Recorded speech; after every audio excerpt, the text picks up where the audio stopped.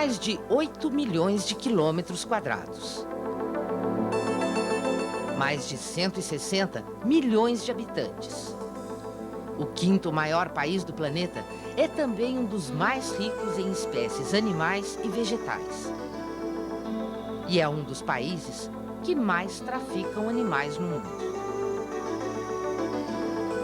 Vocês têm ideia que o tráfico de animais silvestres aqui no Brasil começou no descobrimento do Brasil? Os portugueses chegaram aqui, ficaram encantados com a nossa fauna, a nossa flora, e pegaram várias espécies dos nossos animaizinhos e levavam para os seus reinos, como prova da descoberta de novas terras.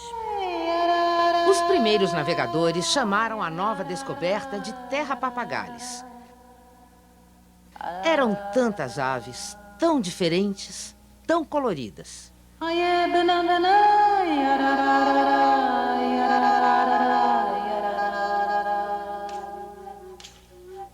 Naquela época, os animais silvestres já conviviam com os índios e faziam parte integrante de sua cultura. Mas, com o descobrimento, passaram a figurar nos mapas e a ser alvo da cobiça dos homens. Começaram a ser caçados e levados para a Europa. O fascínio que nossos animais causaram só fizeram aumentar a procura.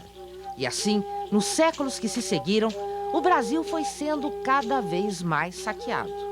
O nosso país, que já foi conhecido como terra dos papagaios, continua sendo o país mais rico em diversidade de pistacídeos, que é a família que engloba as araras, os papagaios, periquitos, maritacas.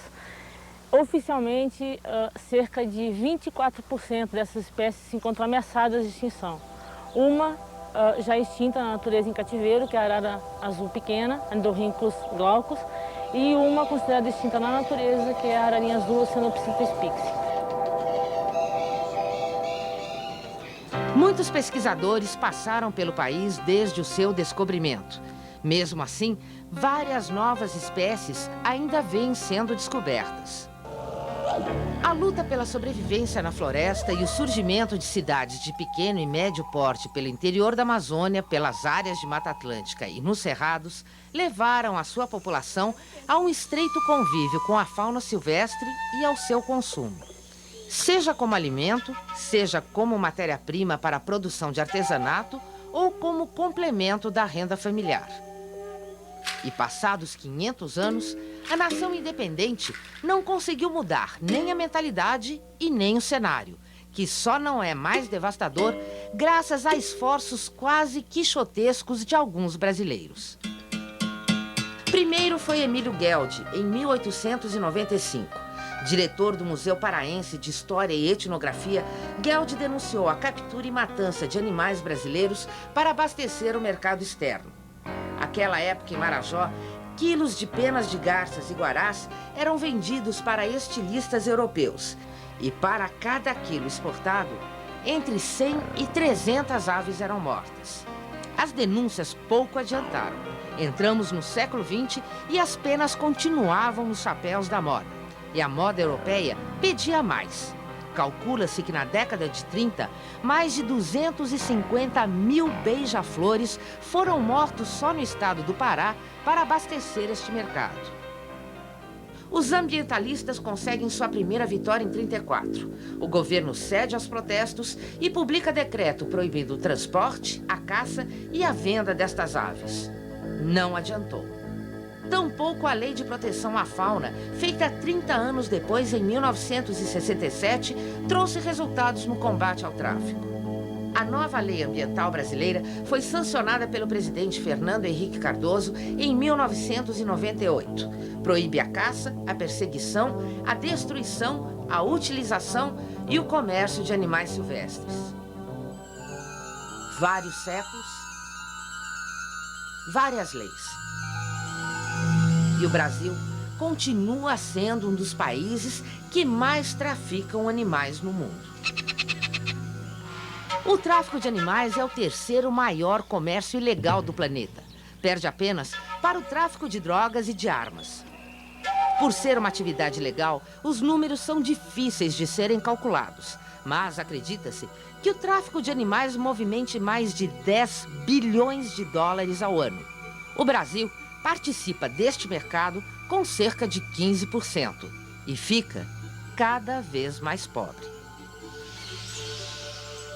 Pelas estimativas, a cada ano, 50 milhões de animais brasileiros são retirados da natureza para abastecer o tráfico. E o mais trágico, de cada 10 animais retirados, apenas um chega com vida à gaiola do consumidor. Os outros 9 morrem no caminho. Arrancados de seus ninhos ainda sem penas, apanhados com visgo, mutilados, cegos. Para que não façam barulho, os traficantes aplicam sedativos. Anestesiados, embalados em tubos de PVC. Não comem, não bebem, mal respiram. São dias de viagem por terra e longos trajetos de avião ou navio. Ficam estocados em depósitos clandestinos como este, até serem vendidos para o consumidor final. Privados da natureza, colocados em gaiola, excluídos da reprodução.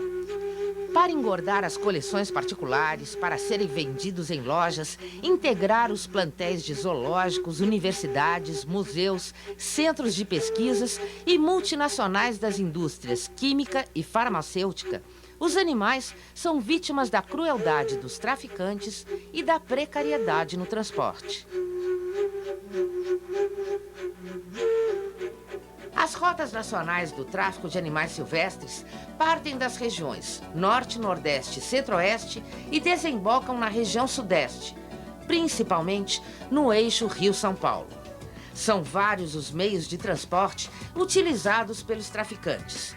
Nas regiões Norte e Centro-Oeste, o transporte fluvial e através de pequenos aviões que transitam pelo espaço brasileiro sem o menor controle são muito utilizados. Mas no tráfico nacional, o maior volume ainda é transportado pelos caminhoneiros. Cruzando mais de 1.600.000 quilômetros de estradas brasileiras, eles são o principal elo de ligação entre as regiões de captura e os mercados consumidores. O objetivo do tráfico é a obtenção de renda através da venda dos animais. E a feira serve como esse ponto de venda.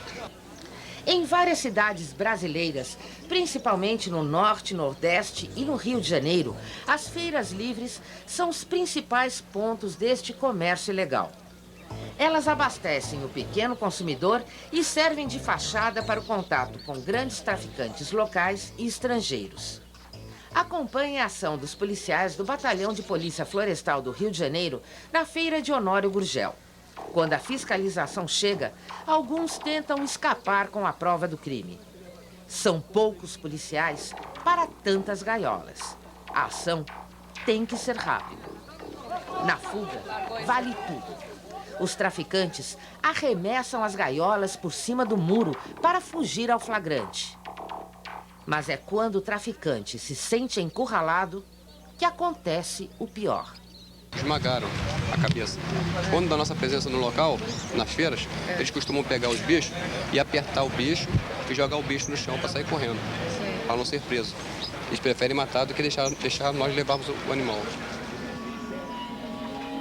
Os animais silvestres mais procurados ficam depositados em casas próximas às feiras.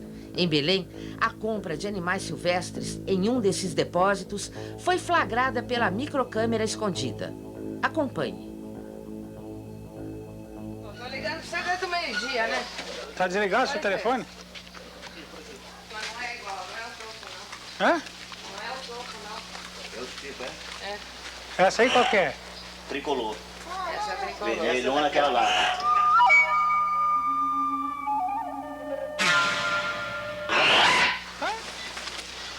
Tá vendo essa aqui, né? Isso leva as duas. No saco da vai.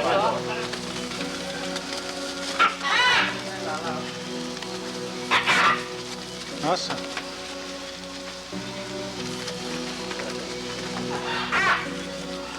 Cuidado, não machuca a bichinha não. Essa que tem ideia da idade dela? É nova, senhora. São novas.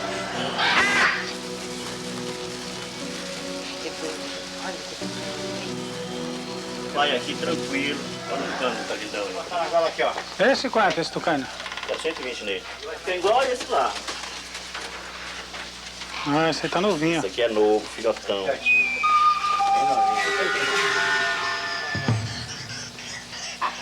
Não grita não, todos gritam. Vai levar o tucano? Olha. Tô lhe falando. Pô, já que a gente pegou mais uma sua... Eu vendi ontem, mas... Então, já que a gente pegou mais uma sua, arara, o tucano mais um, faz 400, pô, vai. Não, fiz 450. 450, me dê 30. Eu tenho, me deu troca, Luciano, dê. E eu tenho que comprar a gaiola 30. dele ainda. Ainda tem que Pois é, comprar mas a eu gaiola. tenho que dar uma comissão pra ele, tem que dar uma conta pra ele aí, pro cara. Então, 420. Deixa 430, pronto, eu vou dar 30 reais pra ele.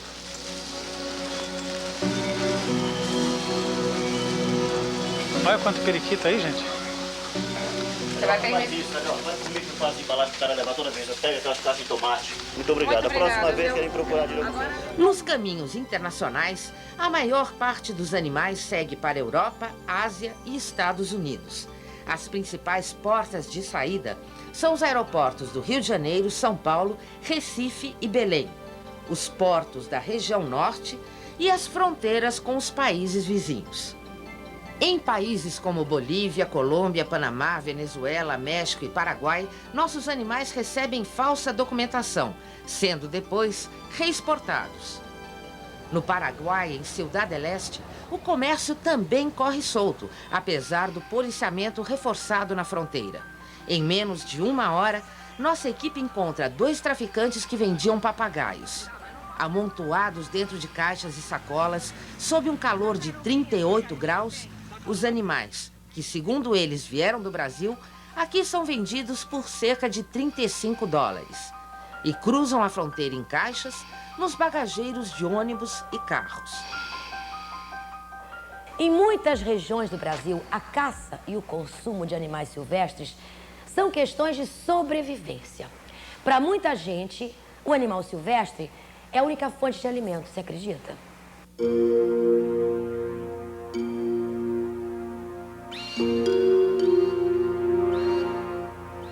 As gaiolas fazem parte da cultura popular. Como numa vitrine, as varandas, terraços e quintais de todo o Brasil expõem a nossa fauna aprisionada. Esta longa tradição e a pobreza contribuem para o tráfico de animais. Enquanto existir pobreza, existir injustiça social, vai ser muito difícil que a gente cuide adequadamente da questão ambiental.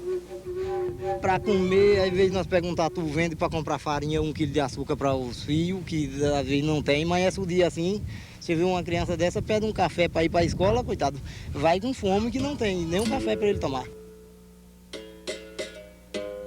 Para outros, a única fonte de renda.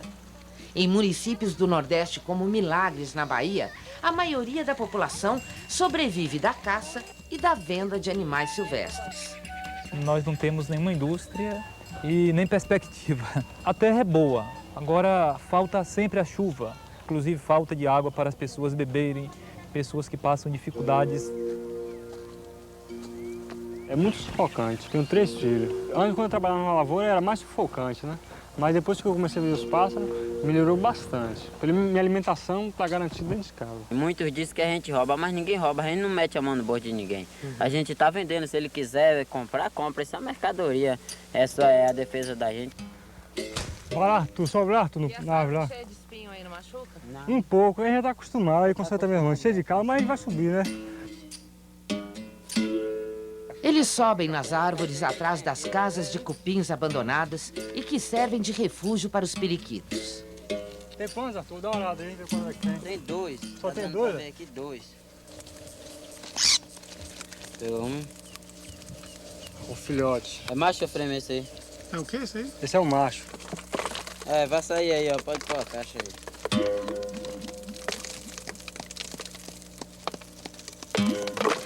É isso aí. Esse aqui é a fêmea tem o azul, ó, e a cabeça dela é menor. Eu queria assim, ninguém vendia periquito como papagaio. Estes 2 periquitos valem R$20, mas transformados em papagaios, o preço sobe para 100 ou até R$200. Esse é o periquito. Esse é o tinta azul. É que o papagaio verdadeiro tem essa cor toda aí. Tem o azul, tem o vermelho na asa.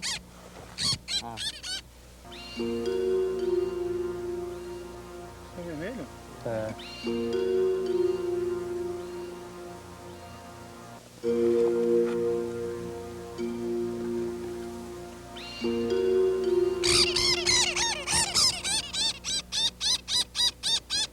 Esse é o preto, porque o papagaio velho tem um bico preto e o filhote tem um bico branco. Então a pessoa que não conhece aí é difícil falar que não é papagaio, porque quando vê a cor, vê o bico, aí sem dúvida leva. É lavável? Aqui a gente tira o rabo deles aqui, que é para não ficar com o rabo cortado e mostrar de tesoura, aí a gente diz que tá novo.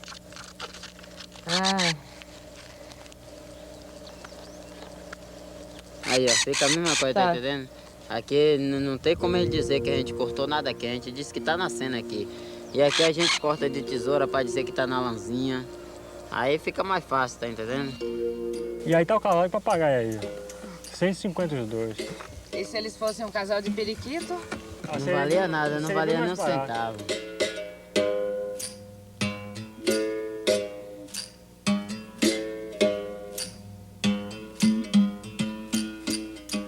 O Brasil, além de ter sua biodiversidade ameaçada, perde anualmente uma quantia incalculável e irrecuperável com o tráfico. Peles, penas, plumas, substâncias, órgãos, são inúmeros os interesses pelos nossos animais. Um mercado mundial de hipertensivos, que movimenta anualmente 500 milhões de dólares, tem em seus medicamentos o princípio ativo retirado do veneno de serpentes brasileiras, como a jararaca. Recentemente, foi descoberta em sapos amazônicos uma substância 247 vezes mais potente que a morfina. Uma descoberta que pode mudar todas as formas de tratamentos com anestésicos no mundo. E o Brasil vem conseguindo apenas mais um nome para colocar em sua lista de mais de 200 espécies ameaçadas de extinção. O Brasil está perdendo o seu banco genético e perdendo numa velocidade muito alta. O pior de tudo é que nós, brasileiros, não temos conhecimento nem noção daquilo que estamos perdendo. No Brasil, a fiscalização e a proteção da fauna silvestre, nos níveis federal, estadual e municipal, é extremamente frágil e pouco operante. IBAMA, Polícias Federal, Rodoviária, Militar, Civil, Receita Federal e Secretarias de Segurança Pública não mantêm nenhum banco de dados com informações sistematizadas ou estatísticas. Falta pessoal treinado, falta infraestrutura e faltam verbas. Infelizmente não há condições de efetuar um trabalho à altura face à diversidade de problemas, o tamanho dessa área, né? A gente tenta, né, fazer o possível. Faltam também centros de triagem para abrigar todos os animais apreendidos dos traficantes. Atualmente, os zoológicos brasileiros não estão tendo condições de receber um número excessivo de animais provenientes do tráfico. Nos últimos 5 anos, o Zoológico de Brasília recebeu em torno de 6 mil animais que chegaram às nossas mãos em péssimas condições. Desses 6 mil animais, apenas 1% sobreviveu. Por quê? Porque os traficantes não têm consideração nenhuma com os animais. Todo este trágico panorama exige ações urgentes e eficazes. E a Rentas, Rede Nacional contra o Tráfico de Animais Silvestres, surgiu para reverter este cenário. A Rentas foi criada em 99 com 2 objetivos. Primeiro, auxiliar os órgãos de fiscalização ambiental no combate ao tráfico de animais silvestres. Segundo, estimular a sociedade brasileira a não comprar animais silvestres e, principalmente, a denunciar essa atividade ilegal. A Rentas vem trabalhando em parceria com o IBAMA e com a Polícia Federal através da sua divisão Interpol e também com as polícias florestais nos estados. Hoje, a Rentas conta com aproximadamente 14 mil pessoas físicas e cerca de 400 instituições filiadas no Brasil e no exterior. Através da internet, a Rentas interliga diversas organizações dentro e fora do Brasil. difunde informações e articula as atividades e campanhas nacionais e internacionais com a distribuição de material às embaixadas brasileiras e estrangeiras, ONGs, institutos de pesquisas, universidades e imprensa. Olha, essa campanha internacional que a Renktas está lançando é de todas as maneiras meritória. Não poderia ser mais adequada e mais oportuna. Portanto, terá de nossa parte, institucionalmente, do Ministério do Meio Ambiente, não somente o nosso apoio, mas o nosso incentivo absoluto para que essa campanha tenha êxito. É muito importante que as pessoas que moram no exterior, que fazem que toda essa máquina do tráfico de animais funcione, toda essa correia de ilegalidade, que elas saibam, e não somente elas, mas os governos também tomem providências. Outra poderosa ferramenta no combate aos traficantes e aos atos de omissão de órgãos e autoridades responsáveis no Brasil e no exterior é o site da Renktas. Ele traz informações sobre o histórico, os números e as principais rotas do tráfico. Qualquer pessoa pode contribuir para diminuir o tráfico denunciando atos criminosos à Renktas. As denúncias podem ser anônimas ou não. A parceria com a Renktas, a Rede Nacional de Combate ao Tráfico de Animais Silvestres, muito tem nos ajudado nas nossas operações de campo, principalmente devido à qualidade das denúncias que recebemos através dessa organização não governamental. A partir das denúncias recebidas, a Renktas vem montando operações conjuntas com as diversas polícias e órgãos de fiscalização. Operações que possibilitaram, por exemplo, o resgate de 2 araras azuis de Lear pela divisão Interpol da Polícia Federal antes que elas saíssem do território nacional. Olha, numa boa, quiser eu vou chamar todo mundo. Quer todo mundo chamado, não? A Renktas conta com mais de 300 profissionais das áreas das ciências ambientais que atuam como voluntários em campanhas e operações contra o tráfico de animais e participam dos seminários, workshops de qualificação, palestras e treinamentos por ela organizados, oferecendo capacitação profissional aos agentes envolvidos. Para a Renktas, só a união da sociedade civil organizada, dos setores público e privado, em ações e estratégias voltadas para o combate ao comércio ilegal da fauna brasileira e para a educação ambiental, pode garantir a sobrevivência de inúmeras espécies brasileiras que hoje caminham rumo à extinção. A luta contra o tráfico de animais silvestres é responsabilidade de todos nós brasileiros, que sonhamos com um país digno para nossas futuras gerações. É um compromisso com a nação, um compromisso com o direito à vida. Todos os animais nascem iguais diante da vida e têm o mesmo direito à existência. Cada animal tem direito ao respeito. O homem, enquanto espécie animal, não pode atribuir-se o direito de exterminar outros animais ou explorá-los. Cada animal tem direito à consideração, à cura e à proteção do homem.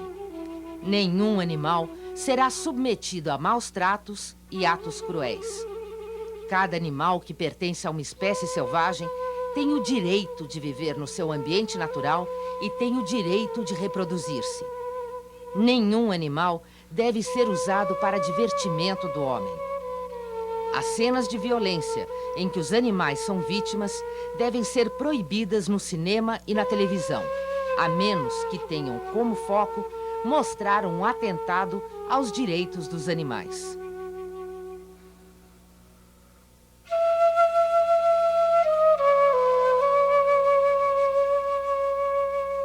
Artigos da Declaração Universal dos Direitos dos Animais.